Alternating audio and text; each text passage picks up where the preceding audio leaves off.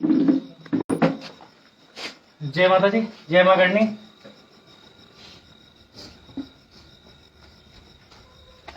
ये लाइव अचानक है थोड़ा, और काफी दिनों से सभी लोग इंतजार भी कर रहे थे 8 जनवरी के आंदोलन के बाद से। जब आंदोलन समाप्त हुआ था तो उस समय शासन ने हमारी 18 मांगों पर सहमति व्यक्त करते हुए कमेटी का गठन करा था। कमेटी की बैठक अभी तक नहीं हो पाई थी। लगातार हम लोग सरकार से संपर्क में थे, बातचीत करने की कोशिश कर रहे थे, बातचीत हो भी रही थी। आज भोपाल में समस्त जिलाध्यक्ष अध्यक्ष को सूचना कर दी गई थी, प्रदेश पदाधिकारियों को सूचना कर दी गई थी, और सभी लोगों की सहमति के बाद 15 लोगों की एक टीम बनाई थी। जो लोग भोपाल उपस्थित हुए थे उन्हीं में से उसी टीम ने उस कमेटी की से आज मुलाकात की। कमेटी में सभी लोग तो उपस्थित नहीं हो पाए, लेकिन सरकार की तरफ से गिरीश शर्मा जी पीएस उपस्थित थे, साथ ही 2 मंत्री अरविंद सिंह भदौरिया और जगदीश जी देवड़ा उपस्थित थे। नरोत्तम जी मिश्रा किसी कारण बाहर थे तो उपस्थित नहीं थे। साथ ही सीएस जो उस कमेटी के अध्यक्ष थे वो भी उपस्थित नहीं हो पाए। लेकिन फिर भी जो हमारी मांगे थी, उन मांगों को लेकर एक सकारात्मक चर्चा आज हुई है। जिन मांगों को लेकर हमारी सहमति बनी थी, चाहे वो ईडब्ल्यूएस को लेकर हो, चाहे किसानों को लेकर हो, चाहे छात्रों को लेकर हो, इन सारे मुद्दों पर पुनः पीएस के सामने बातचीत हुई और हर एक मुद्दे को पॉइंट टू पॉइंट चर्चा करके उसको लिखा। क्योंकि काफी 2 महीने पूरे होने वाले हैं और अभी तक कोई बैठक नहीं हो पाई थी, तो हम लोगों में भी सरकार के प्रति आक्रोश था और लोग भी कहीं ना कहीं समझना चाह रहे थे कि आखिर सरकार किस ओर काम करना चाह रही है। तो आज हमने कमेटी के माध्यम से सरकार को स्पष्ट रूप से मैसेज दिया है कि आज पहली बैठक है और पहली बैठक में हमने हमारा पक्ष रख दिया है। सरकार पीएस के साथ मंत्री लोग जो उसमें नियुक्त है वो सभी चर्चा करेंगे और होली के बाद दूसरी मीटिंग होगी। दूसरी मीटिंग में हमारी तरफ से हमारा कोई पक्ष नहीं रखेंगे। सरकार इन मुद्दों पर क्या क्या निर्णय करने वाली है, किन मुद्दों पर सहमति दे रही है और किस दिनांक उसे लागू करेगी, उस पर ही चर्चा होगी। साथ ही हम लोगों ने स्पष्ट रूप से कहा है नेटवर्क भी फेल होते थे, कैंसिल साथ ही हम लोगों ने एक चीज स्पष्ट रूप से कही है कि ईडब्ल्यूएस और जो ये मामले हैं शिक्षक भर्ती वाले, क्योंकि इसमें शीघ्रता से काम होना चाहिए, क्योंकि फिर अन्य भर्तियां होने वाली है। 2018 की पात्रता की परीक्षा के आधार पर ही ये चीजें लागू होना चाहिए। इसी को लेकर हमने सरकार के जो प्रतिनिधि है उनसे बात की है। आज की चर्चा को हम सकारात्मक रूप दे सकते हैं, लेकिन साथ ही हम लोगों ने अपनी बात को गंभीरता से और प्रमुखता से रखा है कि हमारी इन मांगों को लेकर सरकार कतई हल्के में न ले।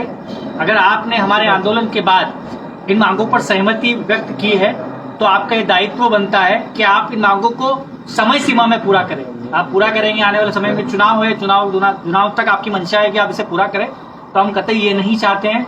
हम चाहते हैं कि आप शीघ्रता से अगली बैठक करें और हमें हमारी मांगों पर निर्णय दें, ताकि हम लोग हमारी दिशा तय कर सके। और आप जितने भी लोग हैं, जिन लोगों ने इस आंदोलन में अपना योगदान दिया, जितने भी संगठन हैं, जितने भी समाज है, चाहे पिछड़ा वर्ग हो, SC ST वर्ग के लोग हो और सामाजिक संगठन हो, हम इस संगठनों को भी यही कहना चाहेंगे कि ये लड़ाई लंबी है। हम लोगों ने इस आंदोलन की उस दिन शुरुआत की है, अभी हमें इस लड़ाई को बहुत लंबा लड़ना है और सरकार पर पूरी तरीके से दबाव बनाकर रखना है, ताकि जो हमारी मांगों पर सहमति बनी है इनका क्रियान्वयन भी जल्दी हो।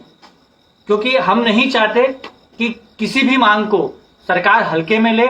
आज हमने जो 18 के अतिरिक्त, चाहे अतिथि शिक्षकों की मांग हो, चाहे आउटसोर्स कर्मचारियों की मांग हो, चाहे संविदा कर्मचारियों की मांग हो, इन सारी मांगों पर भी डिस्कशन किया है और अपनी बात को रखा है। और चूंकि हमारी तरफ से आज विषय थे, पहले भी हम लोग बता चुके थे, लेकिन आज पीएस वहां मौजूद थे और पीएस की मौजूदगी में सारे विषय नोट हुए हैं। अब जितने भी अधिकारी जो उसमें कमेटी में सदस्य नियुक्त हुए हैं वो लोग और जो मंत्री महोदय इस कमेटी में सम्मिलित है वो लोग आपस में चर्चा करेंगे, किन मुद्दों पर उनकी क्या राय है वो अगली बैठक में रखेंगे। और हम लोगों ने स्पष्ट कहा है कि अगली जो बैठक हो होली के शीघ्र बाद में हो, ताकि जो आने वाली जितनी भी भर्तियां हैं चाहे शिक्षक भर्ती हो, पुलिस भर्ती हो, जितनी भी भर्तियां हैं, उन भर्तियों में हमारे लोगों को फायदा मिल सके, हमारा यही प्रयास है। और आप सभी लोगों से भी हम लोग यही अनुरोध करेंगे कि हम लोगों ने जिस तरीके से आंदोलन की शुरुआत की है, हम आज भी उसी पर अडिग है और हम लोग निरंतर अपनी मांगों को लेकर सरकार के संपर्क में हैं और उनसे हम लोग अपनी मांगे पूरी करवा के ही रहेंगे। हाँ, ये हो सकता है कि हम लोग आपको सतत ये चीजें नहीं बता पा रहे हैं कि हम लोग क्या कर रहे हैं, क्या नहीं कर रहे हैं, क्योंकि हर चीज हर दिन हम लोग नहीं बता सकते। लेकिन फिर भी हमारी कोशिश यही है कि जिन मांगों पर भी सहमति बनी है उनका क्रियान्वयन समय सीमा पर हो। अगर नहीं होता है तो हम लोगों ने, जैसे पहले ही भी कहा है, जीवन सिंह जी और पूरी टीम ने एक स्पष्ट रूप से जिस दिन उठे थे उस दिन भी ये कहा था कि अगर हमारे साथ विश्वासघात होता है तो हम लोग जिस तरीके से हमने आंदोलन खड़ा करा है उससे दोगुनी ताकत के साथ फिर हम सरकार का विरोध करने के लिए तैयार बैठे हैं। और आप सब लोग भी अपने क्षेत्र में सक्रिय रहे, लगातार अपने जनप्रतिनिधि लोगों से बातचीत करते रहे ताकि हमारी जो मांगे हैं वो समय सीमा में पूरी हो सके।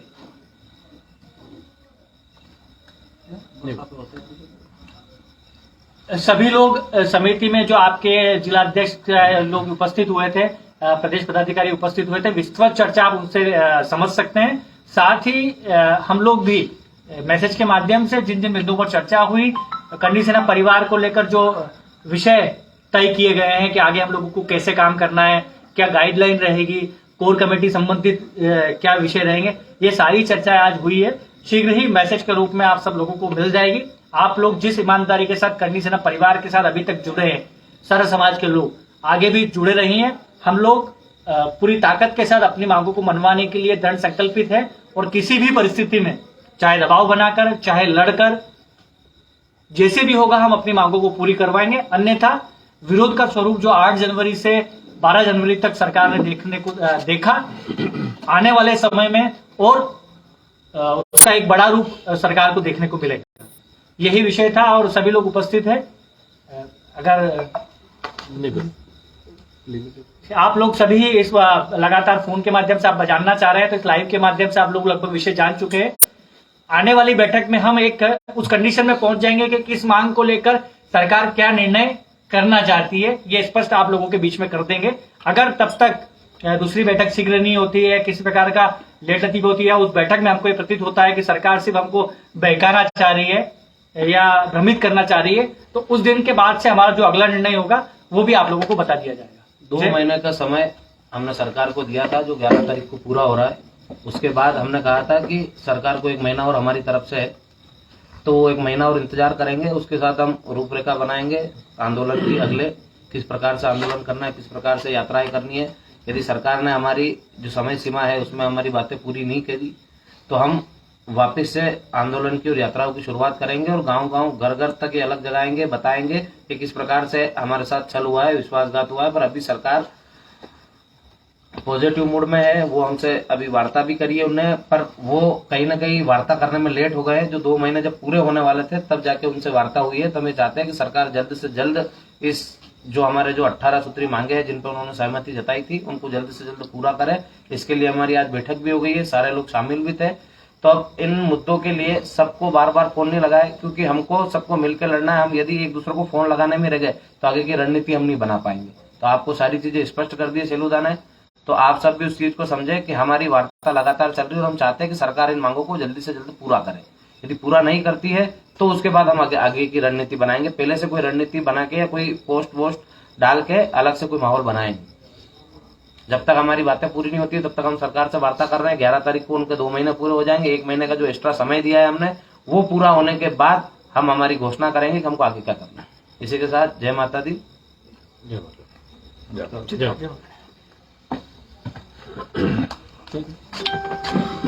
वो पेला और चली गई वो गाना था।